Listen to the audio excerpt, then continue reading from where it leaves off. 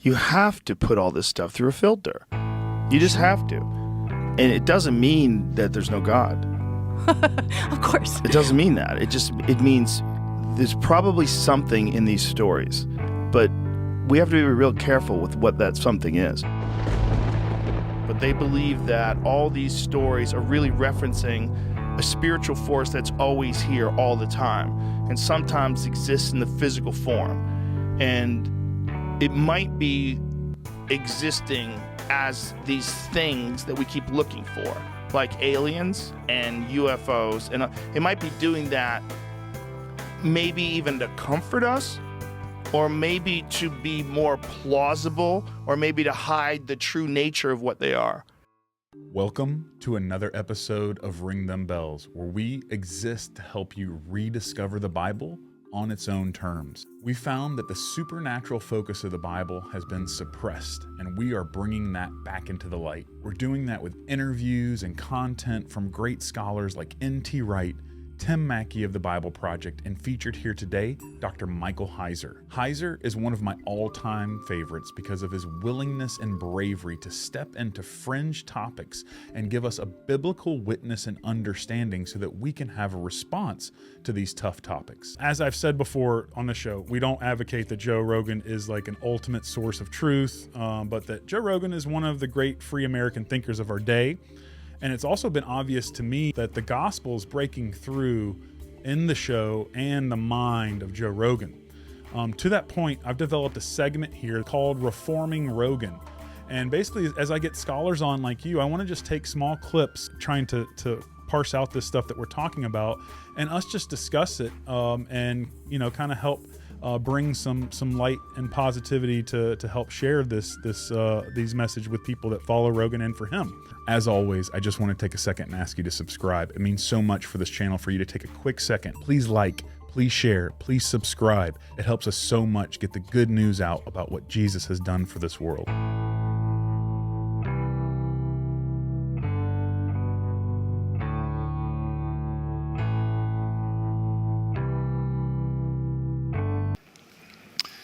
If you asked the average Christian,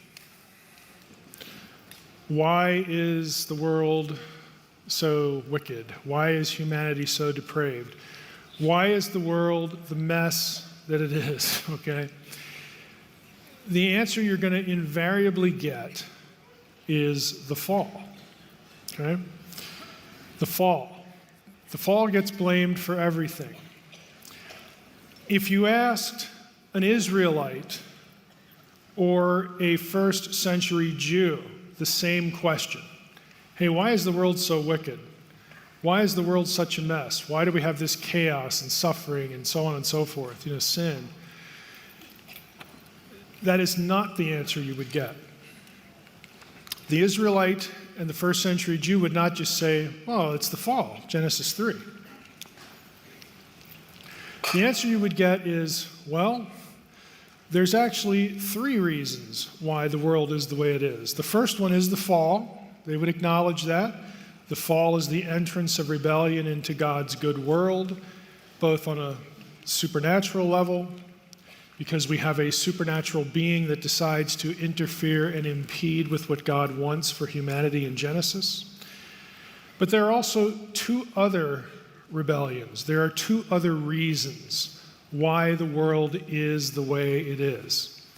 And these other two reasons, you have a rebellion in Genesis 6, 1 through 4, with the sons of God, and you have what happens at Babel. Unfortunately, and I'm going to say a little bit as to why this is in a moment, but again, it's been my experience that the second one of these, the Sons of God episode, is regularly either ignored in the church or demythologized. It's explained away as something other than a supernatural rebellion. So you never get this part of the Israelite Jewish worldview.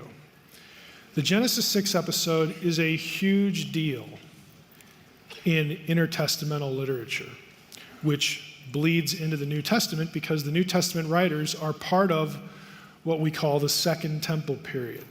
You get the temple rebuilt after the return from exile, all the way into 70 AD when it's destroyed again.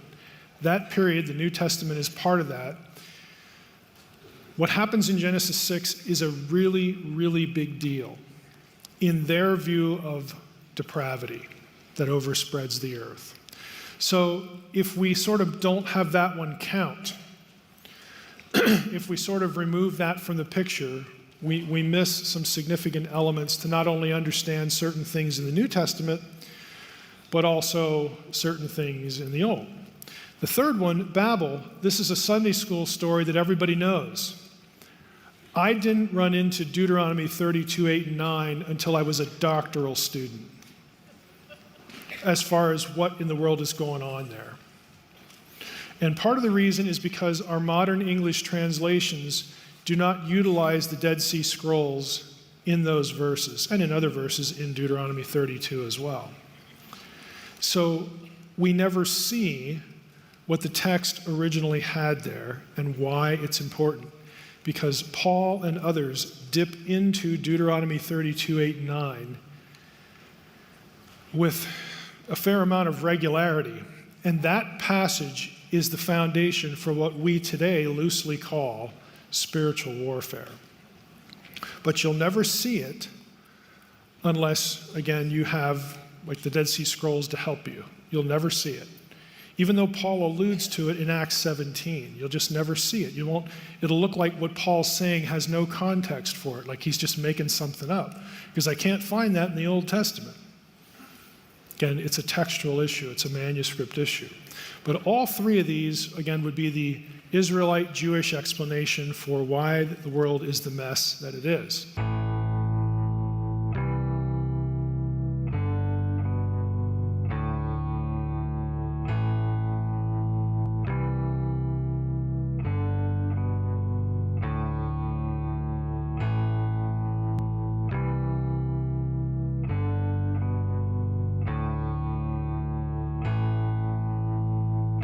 So next, I want to cut to our second clip and second rebellion, going over Genesis 6 and its context and connection to the Apkallu.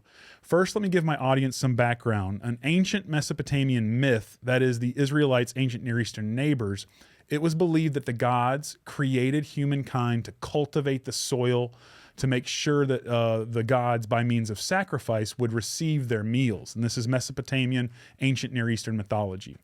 However, the first people in these stories, they didn't understand how to perform these tasks. They were supposed to, and they needed divine knowledge. So these Mesopotamian gods sent what we call the Apkallu, who are these 7 sages and teachers, and viewed as a positive resource in this narrative. As we will see, not so in the Hebrew narrative. In the context of Second Temple literature, these lesser gods who give supposed divine knowledge to humans are specifically called watchers. That distinction is important. Let's cut to this awesome clip about Heiser talking about the statues in Apkallu. Archaeologists have actually uncovered figures of Apkallu. There's actually a whole book where you can get illustrations of Apkallu. And Apkallu, again, realize before the flood, they're neutral. Before the flood, they're completely divine. They could be good or evil, whatever. After the flood, then that's when they get punished. That's when Marduk doesn't like them and all that.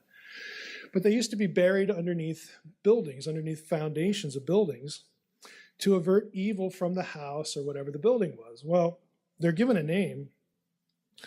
The figurines are called Matsare, which literally means in Akkadian, watchers. Oh, well, that doesn't mean watchers like over here. It just, that's just a coincidence. No, I mean, Anas goes in, and he's not the only one. There's a guy named Stuckenbrook who writes a lot about the term virine, watchers. That's what they called them. And so whoever's writing Enoch, again, to make sure that we don't miss the fact that I'm writing this about those Apkallu guys, okay? He actually takes the term watchers and puts it into Aramaic so that you get it. You can't miss it now. Hello, it's right over here. When you read this, I want you to be thinking of that. And they were. We aren't. Because we either, again, don't we know about the Old Testament and the New Testament. We don't know about this Mesopotamian stuff and, that awful Second Temple stuff, that Enoch stuff. That's just heretical. Don't read that. Okay, so we know 2 of the 4 points. We don't connect them. And then on top of that, we strip the supernatural out of it and we go, now we understand the passage. Really? Really? Can you explain that to me again? Again, they would not have made these mistakes, but we do. So, Mike, one of the most fascinating discoveries for me is how the Bible is in constant conversation with the culture of its day. Nowhere is this more evident than with that connection of the Apkallu highlighted by Mike in this clip. How does Enoch and other Second Temple literature help us see the word of caution that the Bible was speaking out against the divine tampering stories like the Apkallu, Anunnaki that we have from Israel's ancient Near Eastern neighbors? So I think this goes back to what you were noting in your observation about Walton's Demons book and the book that Mike had reviewed prior to his passing. I didn't know exactly until a few months ago that there were actually 2 kind of different perspectives or terms to describe within ancient Near Eastern studies and especially within biblical studies. Typically, what Walton is doing is usually termed as comparative religion, right? It's looking at the different cultures and times of like the Akkadians, the Babylonians, the Assyrians, and then sort of like, okay, what did they believe? What language, what words are they using? Oh, that's interesting. Maybe some of that's connected to the Hebrew scriptures, right? And so there's like a comparison versus what Mike is doing, and probably a few other folks who are within like that kind of stream of thought. What he had done was seeing the Genesis account as not a comparative, but as a polemic, right? A polemic is a written up piece where you're taking material from another culture or another work, and you're now using it in a way that actually is a diatribe, is actually criticizing those who thought our story is really great. It's like, really, is it now? Let me show you. And so essentially what Genesis 6 and the connection about the watchers, or the sons of God, because that's how Genesis 6 describes it. The sons of God sees the sons of the sons of Seth, or the sons of I think it was Seth, and they connect. They take them as wives, which, like, no, that's a pretty bad idea.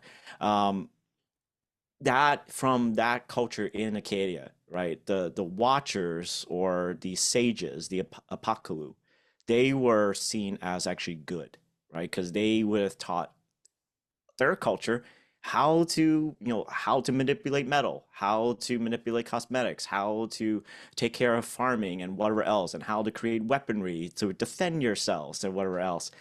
And what Genesis 6 is actually doing is taking that kind of story, or that like kind of thematic idea, and spinning it on its head and saying, so what if they're not actually heroes? What if they're actually villains?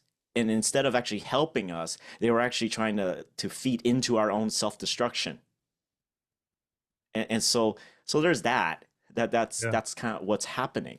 For folks who may not be, because I noticed that you mentioned the Apkallu, and in the ancient Akkadian material, the Apkallu are basically these sages. They're divine beings, they're spiritual beings who are sages. They are full of wisdom and knowledge, and they impart that to human beings, and thus why the Akkadian society came to be. That's like part of their whole, like, this is how we existed, this is why we came to be, was because these great guys, the Apkallu, helped us.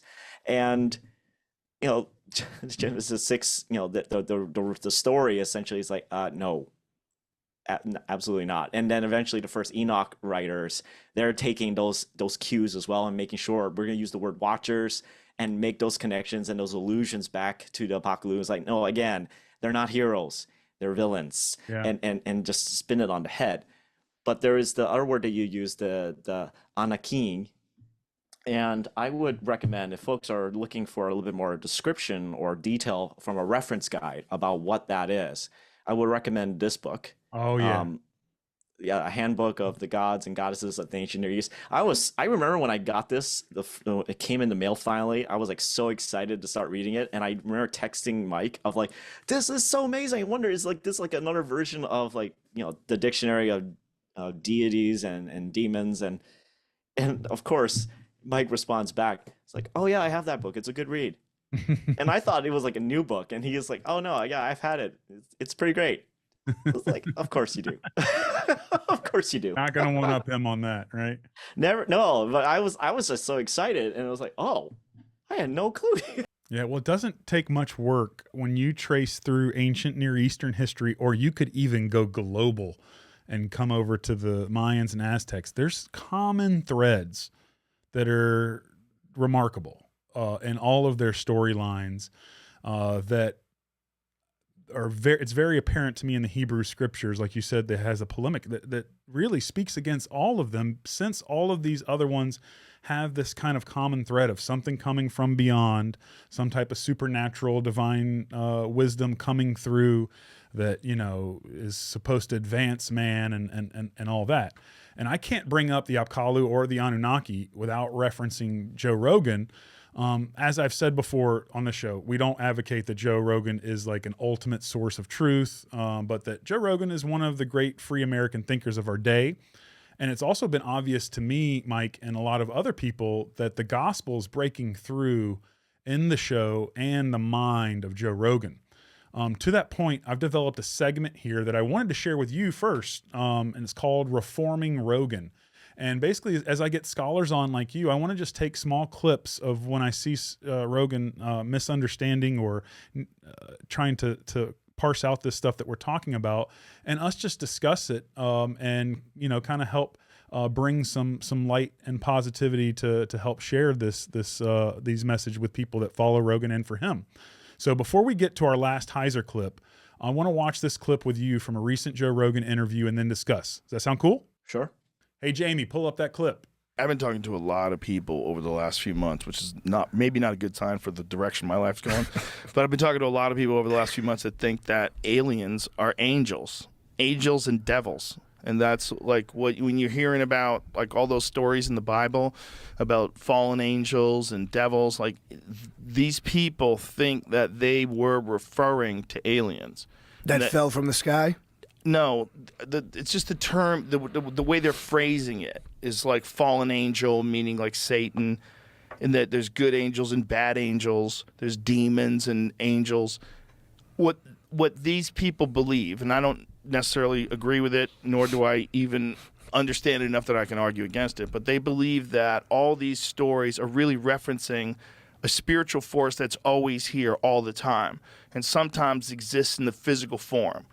And it might be existing as these things that we keep looking for, like aliens and UFOs. And it might be doing that maybe even to comfort us, or maybe to be more plausible, or maybe to hide the true nature of what they are. So it will present as if it's from another planet. But really what it is some sort of interdimensional spiritual being that may or may not be evil.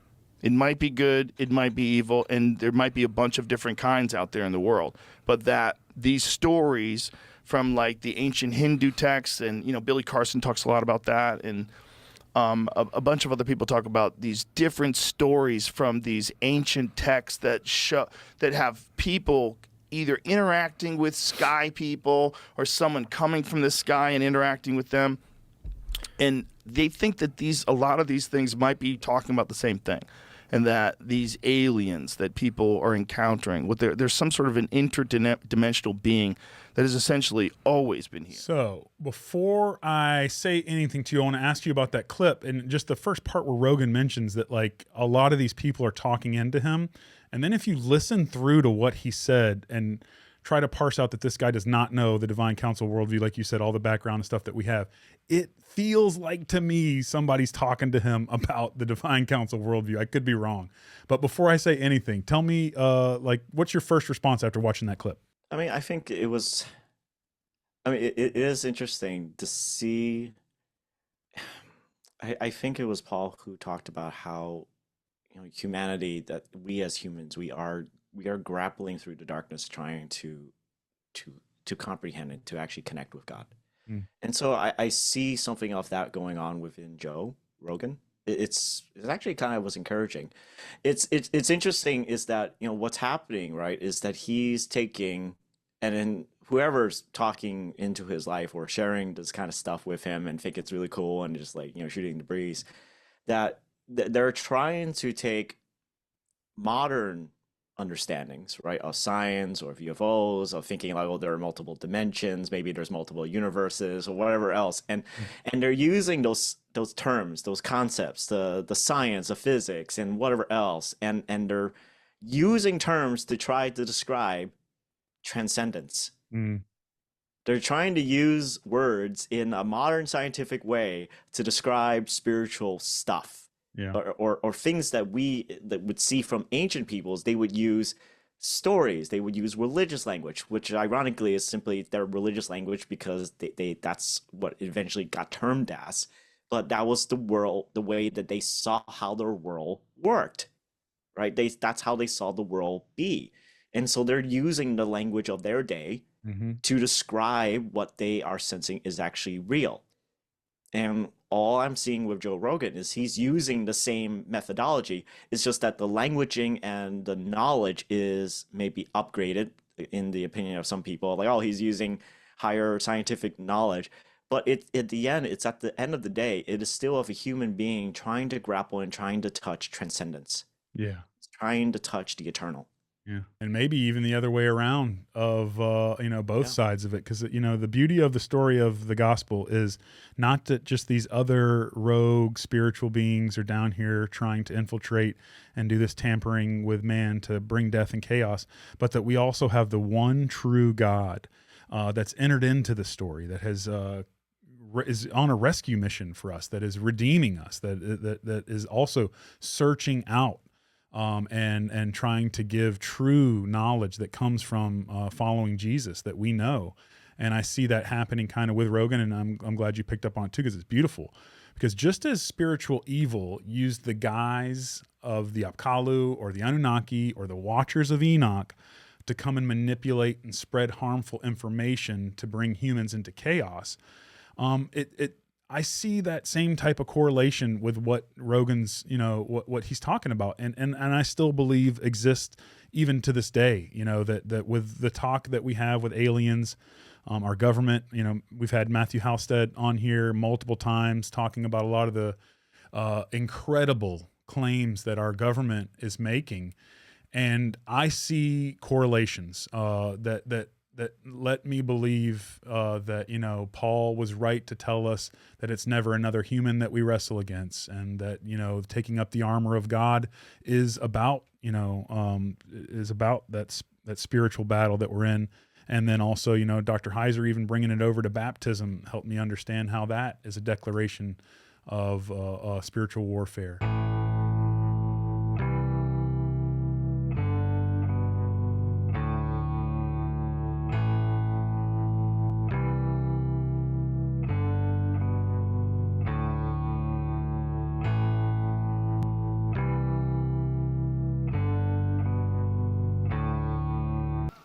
In Mesopotamian thought, though, there's a story that is the backstory to all this.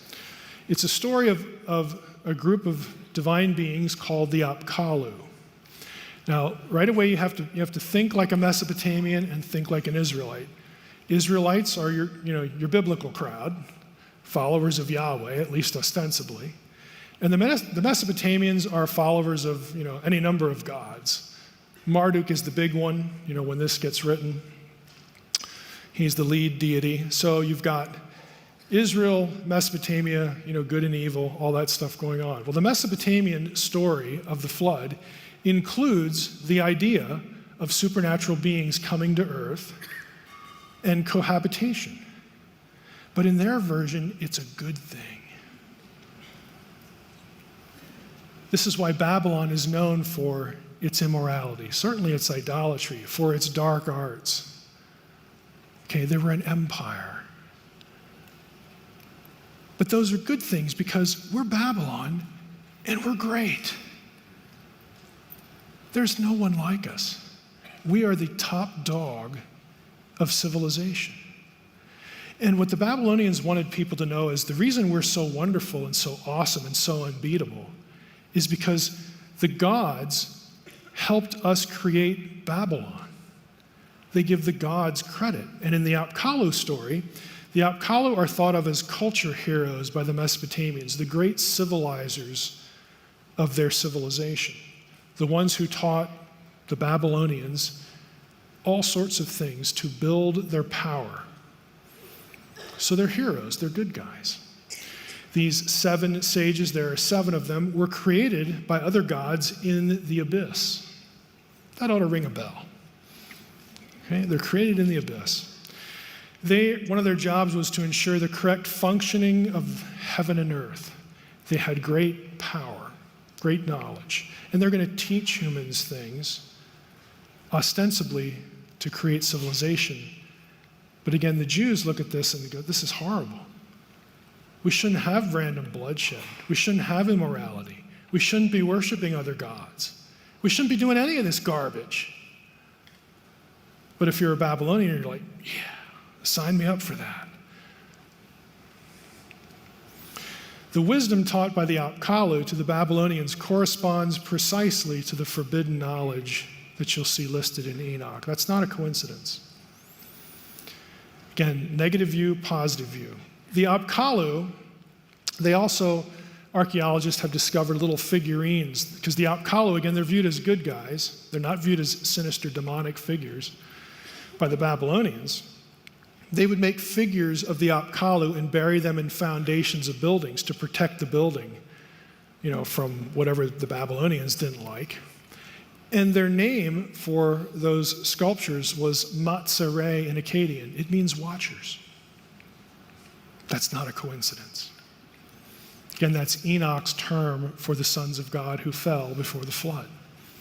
It's not a coincidence. He's getting it from Babylonian material. The higher gods in the Babylonian story one day, because the Apkallu are kind of mid-level deities. They have important jobs, but they're not the ones who make the decisions. They're not the ones who call the shots. They just do stuff. They're real smart and do stuff. So the higher gods decide, we're kind of sick of humans. You read Enuma Elish or the Gilgamesh epic or something like that, you're going to get this story. We're kind of sick of humans. They make a lot of noise. They just, this was just a bad idea. So, you know what? We're going to get rid of them. We're going to send a flood and wipe them out. And then the gods, high-five each other and, great idea, what? Let's just get rid of them. Well, the Apkallu hear this, and they're like, you got to be kidding. I mean, we've invested a lot of time in these people. We've taught them all sorts of things.